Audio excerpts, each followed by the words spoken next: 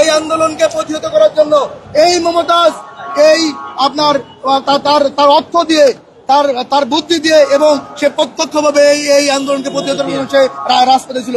আপনারা জানেন এই মমতাজ সে জিরো থেকে হিরো হয়েছে, আমাদের পার্লামেন্টকে সে তারা কলঙ্ক করেছে। আপনারা জানেন যখন আমাদের এই দেশের বৈষম্যের জন্য ডাকে, যখন এ দেশের ছাত্র জনতা ফুঁসে উঠেছিল, এই ফ্যাসিস্ট শেখ হাসিনা যখন আমাদের এই ছাত্র জনতাকে রাজাকারের ট্যাগ দিয়েছিল, সেই রাজাকারের ট্যাগের পর থেকে সাধারণত এই আন্দোলন বিস্ফোরিত হয়েছিল।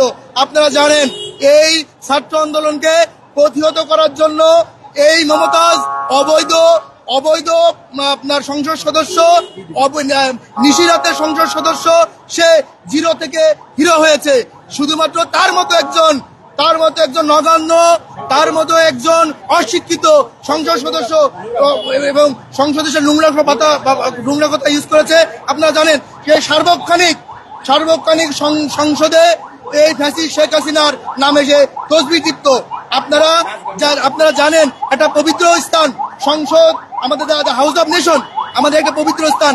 এই পবিত্র স্থান শেখ হাসিনার নেতৃত্বে শেখ হাসিনা তাকে সংসদে নিয়ে এসে নাচ গানের মাধ্যমে আমাদের এই সংসদকে সে কলুষিত করেছে, অপবিত্র করেছে, কলঙ্কিত করেছে, আমাদের ধর্মীয় অনুভূতিতে আঘাত এনেছে, শহীদ প্রেসিডেন্ট জিয়াউর রহমানকে নিয়ে কটূক্তি করেছে, বিএনপি জামায়াতের যত নেতৃবৃন্দ আছে তাদের নিয়ে কটূক্তি হয়েছে।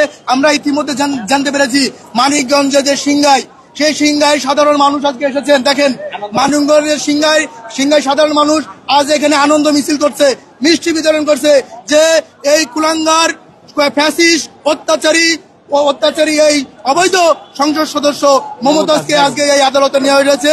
আমরা যারা সাধারণ আইনজীবী আছি এবং আমরা রাষ্ট্রপক্ষের যারা আইনজীবী আছি, তারা তাকে সর্বোচ্চ রিমান্ডে নিয়ে এবং তার এই হত্যার মূল সত্য উদ্ঘাটন, অন্যান্য আলামত এবং এই মিরপুর মডেল থানার যে ওই হত্যা মামলার যে অন্যান্য যে আসামিগুলো আছে, এই আসামি অ্যারেস্ট করার জন্য এবং এই অর্থকে দিয়েছে, মদতকে দিয়েছে, গুরুত্বপূর্ণ তথ্য উদ্ঘাটনের জন্য এই মমতাজকে 7 দিনের রিমান্ডে নিয়ে যেন এই বৈষম্যবিরোধী ছাত্র আন্দোলন যারা শহীদ হয়েছেন তাদের আত্মায় যেন শান্তি পায়, এই জন্য আদালতকে আমরা বুঝাবো।